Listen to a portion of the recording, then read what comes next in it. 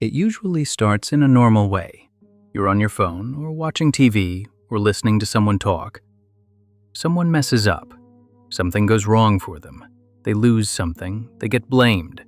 They fall from a place they were standing before. You notice it, but you don't stop everything for it. It's just there, part of the day. Something happening to someone else. And you stay. You don't rush past it. You don't turn it off right away. You keep watching. You want to see what happens next, how it ends, how people react. You might not even think about why you're still there, you just are. Inside, something small shows up. Not big, not loud. It doesn't jump out at you. It's easy to miss if you're not paying attention. It can feel like a small calm, like things are a bit quieter inside. Not because something good happened, but because it didn't happen to you. Your own problems feel a little farther away. The things you're worried about don't press as hard for a moment. You're still yourself, still standing, still okay. You might not smile, you might not feel happy. It's not that kind of feeling. It's more like watching rain from inside a house. You're dry, you're safe, you can look without getting wet. If other people react strongly, you don't join in, you don't cheer, you don't point, you don't say much at all. You just keep watching. You might think this is normal, that this is just how people are, that everyone watches these things, that nothing strange is happening here. And maybe nothing is strange. This feeling can show up with strangers you'll never meet. It can also show up with people you know, someone at work, someone from school, someone you once looked up to. The feeling doesn't ask how close you are. Most of the time, the moment passes. Something else takes its place, another story, another screen, another sound. But if you slow down, you can notice it, that small, quiet feeling, the one that comes when someone else falls and you don't. It's not something people like to talk about, but it's something many people recognize.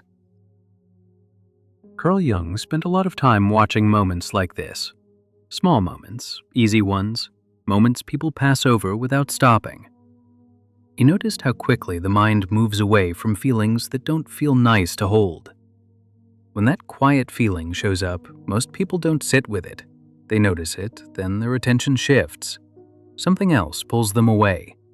The moment ends before it really begins. Jung believed this was normal. He didn't think people were hiding because they were bad or broken. He thought they were hiding because some feelings don't fit the way we want to see ourselves.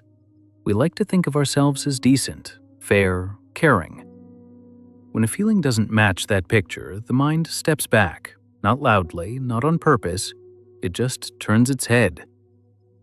Jung talked about how people keep parts of themselves out of sight, not in a dark way, in a quiet way. These parts don't get maimed, they don't get talked about, they don't get much time. So the feeling gets treated like something small, something that doesn't matter enough to stop for. It fades quickly, the way a thought fades when something else takes its place. Jung noticed that this happens again and again, not just with this feeling, but with many others. Feelings that don't sound good when spoken, reactions that don't fit the role we think we play. Most people don't argue with themselves about it, they don't feel guilty, they simply move on. Looking closely would slow them down, it would make things uncomfortable, so the mind chooses ease instead.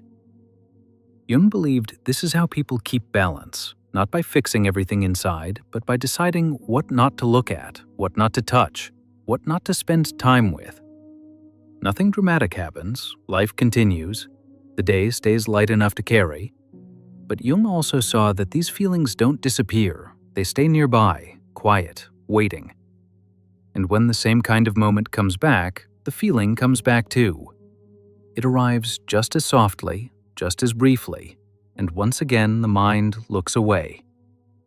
Jung understood that this turning away feels natural, it feels harmless, and most of the time no one notices it at all. They only know that it's easier not to look. Friedrich Nietzsche watched how people explain themselves, not out loud, but inside. He noticed that after a feeling passes through us, we rarely leave it alone. We shape it into something easier to live with. When someone else falls, the moment doesn't end with the feeling itself. The mind keeps working. It starts to settle the moment. It makes it feel finished. Nietzsche saw that people don't like loose ends inside. A feeling without a reason can stay sharp, so the mind gives it a place to rest. The feeling changes shape. It doesn't feel as close anymore. It moves away from the body and into a story about how things are. Once that happens, the tension drops. Nietzsche wasn't focused on truth in these moments. He was focused on comfort, on how people calm themselves without noticing that they are doing it. When the moment feels settled, it feels right. The body relaxes, the mind stops circling. That calm is important. It tells us the moment is over. Over time, this becomes familiar. Feelings rise and explanations quietly follow. The explanation doesn't feel fake, it feels normal. It feels grown up. Nietzsche noticed how often people trust what feels calming. If something brings peace, it feels true enough. The relief becomes the reason to keep the explanation. This is how people protect their sense of themselves. The explanation keeps things clean inside. It keeps the image of being fair, decent, or reasonable in place. Nothing here feels dramatic. There's no sharp decision. The feeling fades, the explanation stays, and life moves on. Nietzsche understood that this isn't about right or wrong, it's about ease, about making daily life lighter to carry. Once the explanation settles in, there's no reason to return to the feeling that started it. The mind feels done. The moment feels handled. Most people don't notice this shift.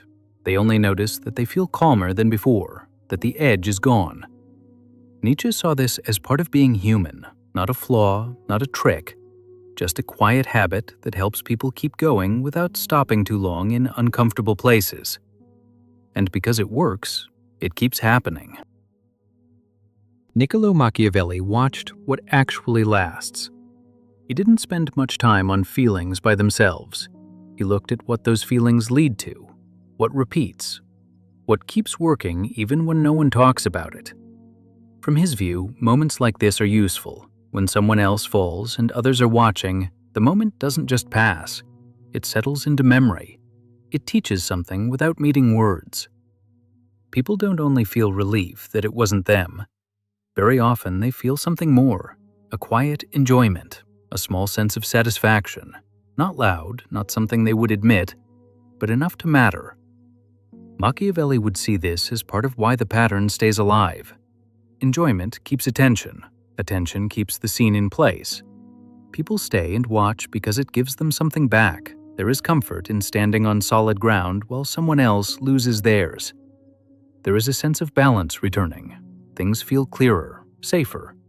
The world feels more ordered when someone else takes the fall. This enjoyment doesn't need approval. It doesn't need to be shared. It can sit quietly inside and still do its work. People don't need to smile or laugh. Staying and watching is enough. Over time, these moments build a shape. Failure starts to look normal. Punishment starts to feel expected. Blame finds an easy place to land. The sight of someone falling stops feeling strange. Machiavelli understood how useful this is for keeping order. When people see what happens to others, they adjust, they stay quieter, they move carefully. They learn where not to step. Fear plays a role, but enjoyment does too. Feeling safe and feeling satisfied make a strong pair. Together, they keep people in place without force. No one has to plan this. No one has to demand it. The pattern runs on its own. People feel something from it, and that feeling keeps them coming back. This is why it lasts. Not because it is fair, not because it is right, but because it works. Machiavelli wouldn't judge this. He would recognize it. Anything that gives people relief, safety, and quiet pleasure doesn't need defending. It survives naturally. When no one names what they feel, nothing interrupts the pattern. And when nothing interrupts it, it keeps shaping how people act, who they watch, and where they choose to stand. Most of the time, we already know this. We just don't like hearing it said.